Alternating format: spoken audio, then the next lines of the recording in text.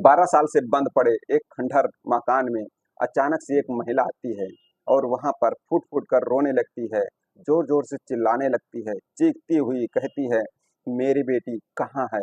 मेरी बेटी मुझे दे दो, मेरी बेटी मुझे वापस कर दो। उसी वक्त एक नर्स आती है वहां पर और उस महिला को जोरदार का चांटा लगाती है और कहती है कि 12 साल बाद तुम्हें तुम्हारी बेटी की याद आई है? 12 साल हो गए, अभी तक तुम्हें तुम्हारी बेटी की याद नहीं आई? धिक्कार है तुम्हारी जैसी माँ पर। आखिर कौन थी वह महिला जो 12 साल बाद आती है उस घर में, चीखती है, चिल्लाती है, फूट फूट कर रोती है? नर्स ने उसको चांटा क्यों मारा, किस लिए मारा? पूरी कहानी की सच्चाई हम आगे वीडियो में बताने वाले हैं। दोस्तों नमस्कार, मैं रवरेश कुमार। हमारे तिरछी दास्तान चैनल पर आप सबका बहुत बहुत स्वागत है। दोस्तों इस वीडियो में बने रहिएगा। ये कहानी बहुत इमोशनल कहानी है, दिल को छू जाने वाली कहानी है। दोस्तों ये वीडियो अंत तक जरूर देखिएगा। दोस्तों रुला देने वाली कहानी है। दोस्तों यह घटना होती है उत्तर प्रदेश नोएडा की। नोएडा के एक सुनसान इलाके में एक छोटा सा घर होता है, जिस घर के अंदर एक महिला रहा करती है। उस महिला का इस दुनिया में कोई भी नहीं था। महिला इस सुनसान घर में अकेली रहा करती है और कुछ ऐसा काम किया करती है जिस काम को लेकर उसे इस सुनसान इलाके में छोटे से घर में रहना पड़ता है। धीरे धीरे समय बीतता है और समय के साथ साथ महिला ने एक बच्ची को जन्म दिया था। अब महिला उस बच्ची को पालने लगती है, लेकिन बच्ची के आने के बाद उसका जो काम चल रहा था उस काम में रुकावट आने लगती है, उस काम में परेशानियां आने लगती है। उसका काम बिल्कुल चलता नहीं था, क्योंकि अगर वह बच्ची का ध्यान रखती है तो वो अपने काम पर ध्यान नहीं रख पाती है। अगर वो अपना काम पर ध्यान करती तो बच्ची का ख्याल नहीं रख पाती थी। करे तो क्या करे, किसी तरीके से उसने 6 महीने का समय बिताया। 6 महीने का समय बिताने के बाद वो नौबत यहाँ तक आ जाती है कि उसे घर में खाने के लिए खाना भी नसीब नहीं होता है। खाने के लिए भी लाले पड़ गए थे, खाने के लिए भी कुछ नहीं बचा था। तो वो बहुत कठिन और बहुत दर्दनाक फैसला लेने पर मजबूर हो जाती है। 6 महीने की बच्ची को उस घर में अकेला छोड़कर वह दूसरे शहर चली जाती है। यहाँ तक भी नहीं सोचती वो कि हमारे न रहने पर उस छोटी सी फूल सी नन्ही सी मासूम बच्ची का क्या होगा, उसकी देख रेख कौन करेगा। वो इतने बड़े घर में अकेला छोड़कर वो चली जाती है। ऊपर से वह घर जो होता है सुनसान इलाके में होता है, वहां पर किसी व्यक्ति का आवाजाही नहीं होती है। वहां कोई आने वाला और जाने वाला नहीं था। इसी तरीके से पूरी रात बच्ची रो रो कर बिता देती है। जब सुबह होता है तो एक व्यक्ति जिसका नाम होता है विजय, अक्सर विजय कभी कभी उसी रास्ते से आया जाया करता था, वो अपनी ड्यूटी के लिए। और इसी तरीके से आज भी वह इसी रास्ते से जा रहा था। विजय जब घर के पास पहुंचता है तो उसे एक छोटे से नन्हे से बच्चे की रोने की आवाज आती है। चारों तरफ देखता है लेकिन उसे कहीं कोई नजर नहीं आता है। वह सोचता है कि शायद में इस घर से आवाज आ रही होगी। तो वह जाता है घर के पास, खिड़की में कान लगाकर सुनता है तो बच्चे की रोने की आवाज आ रही थी। जब वह ड्यूटी पर रहता है तो उसका वहां पर ड्यूटी में मन नहीं लगता है। उसका तो दिमाग उसी बच्चे की रोने में लगा था कि आखिर बच्चा क्यों रो रहा था, किस लिए रो रहा था। उसे चुप कराने वाला शायद में कोई नहीं है वहां पर। शाम को जब विजय को छुट्टी मिलती है तो उसी रास्ते से जानबूझकर वो फिर से आने लगता है। और वहां पर जैसे ही वो उस घर के पास पहुंचता है तो उसे बच्चे की रोने की आवाज फिर से सुनाई देने लगती है। इसके बाद विजय से रहा नहीं जाता है और वह एक पत्थर उठाकर उस खिड़की पर मारता है। खिड़की का कांच तोड़ने के बाद विजय जब उस खिड़की से अंदर देखता है तो बिस्तर पर एक छोटी सी फूल सी बच्ची बैठी हुई रो रही थी, बिलख रही थी। लगभग उसकी उम्र 6 महीने तक की लग रही थी। और सोचता है विजय कि मुझे ऐसे अंदर जाना किसी के घर में अच्छा नहीं है। इसलिए विजय वहां से पुलिस को फोन करता है। उतने में पुलिस वहां पर आ जाती है और जब घर के अंदर पुलिस जाती है, देखती है तो उसके रोंगटे खड़े हो जाते हैं। उस सुनसान इलाके वाले घर में खंडहर में उस बच्ची के अलावा और कोई इंसान नहीं दिखता है। अकेले वो बच्ची रोए जाती है, रोते-रोते उसका बिल्कुल गला सूख चुका था। पुलिस बच्चे को अपने कब्जे में लेती है और विजय को धन्यवाद देती है कि इस बच्ची का जान बचाने का बहुत-बहुत शुक्रिया। पुलिस वाले उस छोटी-सी मासूम-सी बच्ची को सरकारी अस्पताल पहुँचाते हैं। वहाँ डॉक्टर की देख-रेख में उसका थोड़ा इलाज कराते हैं। उस घर के मकान मालिक को ढूँढने में लग जाते हैं, बहुत कोशिश करते हैं, बहुत छानबीन करते हैं। उसके बावजूद भी उस घर के किसी भी सदस्य का पता नहीं लगा पाते हैं कि आखिर इस बच्ची का माँ-बाप कौन है। अब बच्ची हॉस्पिटल के अंदर रहा करती है और हॉस्पिटल का जितना भी स्टाफ होता है, उस बच्ची का बहुत अच्छे से देखभाल करता है। धीरे-धीरे समय बीतता है, समय के साथ-साथ वह बच्ची भी रिकवर हो जाती है, स्वस्थ हो जाती है। लेकिन अस्पताल का जो स्टाफ होता है, उसमें से एक नर्स थी जिसका नाम होता है लीना। लीना उस बच्ची को बहुत अच्छे से देखभाल करती है, बहुत उससे प्रसन्न रहती है। उसके अंदर कहीं न कहीं उसको अपना बचपन दिखाई देने लगता है, क्योंकि लीना भी एक अनाथ बच्ची थी। उसका भी पालन-पोषण एक अनाथालय में हुआ था। लीना अपना काम भी किया करती थी, उसके साथ-साथ उस बच्ची का बहुत अच्छे से ख़्याल किया करती थी। देखभाल लीना ही उस बच्ची का किया करती थी। उसे उस बच्ची में अपनापन लगने लगा था। बच्ची का जब स्वास्थ्य सही हो गया था, तो डॉक्टर उसे डिस्चार्ज कर देते हैं। पुलिस आकर उस बच्ची को अपने साथ ले जाती है और अनाथालय में उसे भेज देती है। अब जैसे ही दूसरे दिन लीना ड्यूटी पर आती है, तो उसे आने के बाद उस बच्ची को ढूँढने लगती है। अब जब बच्ची वहाँ पर नहीं दिखती है, उसे नहीं मिलती है, तो वहाँ के स्टाफ से पूछने लगती है, मेरी बेटी कहाँ है? आखिर बताइए ना, मेरी बेटी कहाँ गई? उसके साथ की नर्स उससे कहने लगती है कि तेरी बेटी अभी तो तेरी शादी नहीं हुई है, तेरी बेटी कहाँ से आ गई है? मैं उस बच्ची के बारे में पूछ रही हूँ, जो यहाँ पर उस घर से लाई गई थी, जिस घर के अंदर उसे मरने के लिए अकेला छोड़ दिया गया था, उस बच्ची के बारे में मैं पूछ रही हूँ।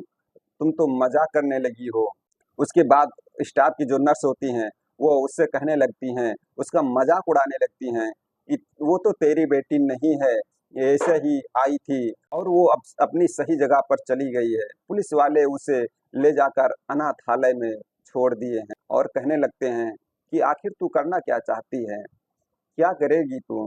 आश्रम का पता पूछकर इसके बाद लीना उन लोगों से कहने लगती है कि उस बच्ची को मैं अपने साथ पाल-पोस कर बड़ा करूँगी, उसको एक अच्छा भविष्य दूँगी। अब वहाँ के जो स्टाफ होते हैं, एक बार फिर उस पर हँसने लगते हैं और कहने लगता है कि अभी तो तेरी शादी नहीं हुई है और तू इस बच्ची को पाल-पोस कर कैसे बड़ा करेगी? तो वह कहती है कि मैं काम करती हूँ और काम करने के बाद मैं इस बच्ची का पालन-पोषण करना चाहती हूँ। ऐसा कहकर वह हॉस्पिटल से आज छुट्टी लेती है। लीना अनाथ आश्रम पहुँचती है। वहाँ जाने के बाद अनाथ आश्रम वालों से बात करके बच्ची को लीगल गोद ले लेती है, यानी कि कागजी कार्रवाई करती है और कागजी कार्रवाई करने के बाद उस बच्ची को अपनी बेटी बना लेती है। उसके बाद नर्स उसको अपने घर ले आती है और उस बच्ची का पालन-पोषण करके उसे बड़ा करती है। लीना जो कि एक सरकारी नर्स होती है, उसके पास एक छोटा-सा घर होता है, जिस घर के अंदर उस बच्ची को रखती है, अच्छी तरह से उसका पालन-पोषण किया करती है, देख-रेख करती है। धीरे-धीरे समय बीतता है और समय के साथ-साथ बच्ची बड़ी होने लगती है और जैसे ही वह बच्ची पढ़ने-लिखने लायक हो जाती है, उसके बाद लीना उसका एडमिशन करा देती है। बच्ची वहाँ पढ़ने जाया करती है। लीना की बच्ची लीना से बहुत ज़्यादा प्यार करने लगती है। उसे माँ कहकर पुकारती है, तो उसके दिल को बहुत सुकून मिलता है। वह सोचती है, बहुत अच्छा हुआ, मेरी भी एक बच्ची है और मेरा भी एक छोटा-सा परिवार बन गया है। धीरे-धीरे वह बच्ची स्कूल में पढ़ने लगती है। एक दिन अचानक वह आकर घर पर अपनी माँ से कहने लगती है, माँ मेरे पिताजी कहाँ हैं? उसके बाद उसकी माँ उससे कहती है कि बेटी पिता की तुझे क्या ज़रूरत पड़ गई?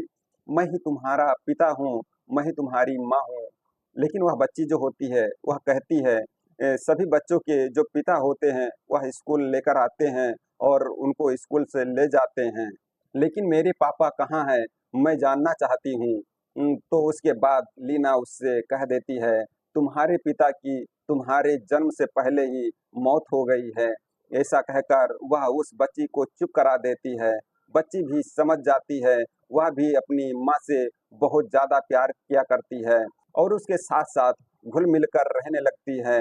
अब इसके बाद जो लीना होती है, वह सोचती है, अभी तो यह बच्ची छोटी है, लेकिन जब बच्ची बड़ी होगी, तो तहकीकात भी कर सकती है। क्यों ना इसके माता-पिता के बारे में पता लगाया जाए और इसी वजह से वह पुलिस वालों से उस घर के मालकिन के बारे में मालिक के बारे में पूछने लगती है। पुलिस वाले भी उसे बता देते हैं कि इस घर की जो मालकिन थी, वह एक महिला थी, उसका कोई भी अता-पता नहीं है। हम लोग बहुत ज़्यादा ढूँढने की कोशिश किए, लेकिन उसे पता लगाना मुश्किल हो गया, उसके बारे में कोई पता नहीं लग पाया, तो वह उदास हो जाती है। लेकिन फिर वो तय करती है कि मैं रोज़ इस घर के आस-पास आया करूँगी, यहाँ देखा करूँगी। उसकी माँ यहाँ मिलती है, तो उससे मैं पूछूँगी उसके पिता के बारे में, आखिर उसका पिता है कौन? उसका पिता कहाँ रहता है? धीरे-धीरे समय बीतता गया, समय के साथ-साथ वह लड़की 12 साल की हो जाती है। अब लीना जब उसकी बेटी 7 साल की थी, उसी दिन से उसके घर के पास रोज़ जाया करती थी और वहाँ बैठकर किसी का इंतज़ार किया करती थी। इसी तरह से समय बीत रहा था। अचानक एक दिन लीना जब उस घर पर किसी को देखने के लिए जाती है, तो उस घर के अंदर से एक महिला की फूट-फूट कर रोने की आवाज़ आती है। वह महिला चीख-चीख कर कह रही थी कि मेरी बेटी कहाँ है? बता दो, मेरी बेटी वापस कर दो, मेरी बेटी लौटा दो। जैसे ही लीना उस घर के अंदर जाकर देखती है, तो वह देखती है कि उसी कमरे के अंदर जहाँ पर कभी उस बच्ची को अकेला छोड़कर चली गई थी, महिला बैठी हुई और फूट-फूट कर रो रही थी, चीख-चीख कर चिल्ला रही थी। उस खंडहरनुमा मकान में दीवारों से कह रही थी, मेरी बेटी कहाँ है?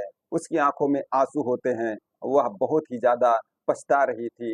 अब लीना जैसे ही उस महिला को देखती है, वह एकदम से उसके पास पहुँचती है और उसके गाल पर ज़ोरदार का चाँटा लगा देती है। छोटी-सी बच्ची को यहाँ पर इस तरह से छोड़कर चली गई थी, उसके बाद आज तुझे उस बच्ची की याद आ रही है। तेरी जैसी माँ पर धिक्कार है, कलंक है तुम्हारे जैसी माँ होने पर। इस बात को सुनने के बाद वह महिला और भी ज़ोर से फूट-फूट कर रोने लगती है और कहती है कि मेरी मजबूरी थी। तो लीना उससे कहती है कि ऐसी क्या मजबूरी थी?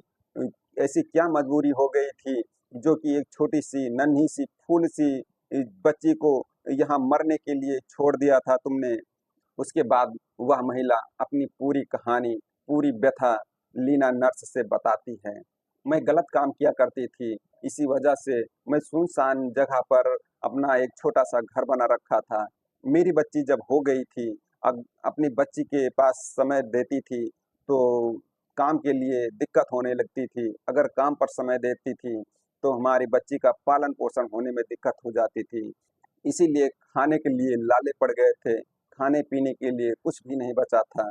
घर चलाना मुश्किल हो गया था। उस टाइम पर मेरी मजबूरी हो गई थी। मेरे सामने केवल 2 ही रास्ते बचे थे। ये एक तो या तो अपने बच्ची को चुन लेती या अपना जीवन चुन लेती।